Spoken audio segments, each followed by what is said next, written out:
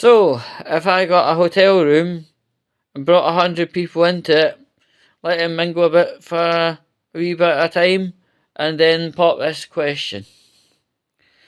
If your central heating system stops working the way it normally does, or breaks down altogether, rendering it useless, what would you do? 99 people would put their hands up and say we'd get an engineer. But there's always that one, isn't there? And welcome to an emergency episode of the Wall of Fame. Originating poster says our boiler has been losing pressure recently, but fine, we reset it today and nothing's working. Wondering if anyone local would be able to have a look at it over this week. Thank you in advance. Contributor number 1. If losing pressure, YouTube the make and model of your boiler and you will find YouTube shorts, as in YouTube short videos, to sort it out. Contributor number 2. YouTube and boilers, massive bad combo. Always best with workers dealing with your boiler. Contributor number 1. Well, I was advised to do this and I've done it for years. So that's implying they've been using YouTube to cure their ills with their boiler. Quote unquote, with no issues whatsoever. Contributor number 2. Anything with gas needs professional input.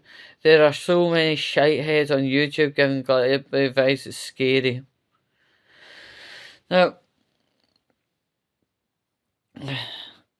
I was absolutely dumbstruck to find this, and I knew this needed to be called out.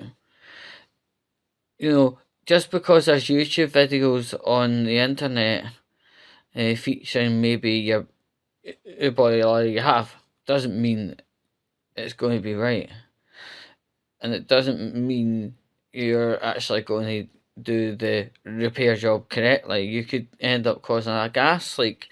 Heck, remember Kilmarnock not so long ago, massive gas leak that took out multiple houses and killed people. I mean, I'm surprised the concept of just letting the experts deal with it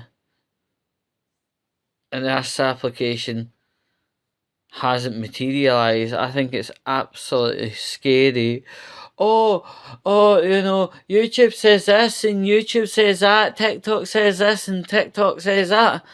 You know what, if truth be known, if we followed what the internet told us to do all the fucking time, might I tell you, half of us would be in Islamic State and also the rest of us would be dead. This is scary, and I'm trying to put in the most polite way possible.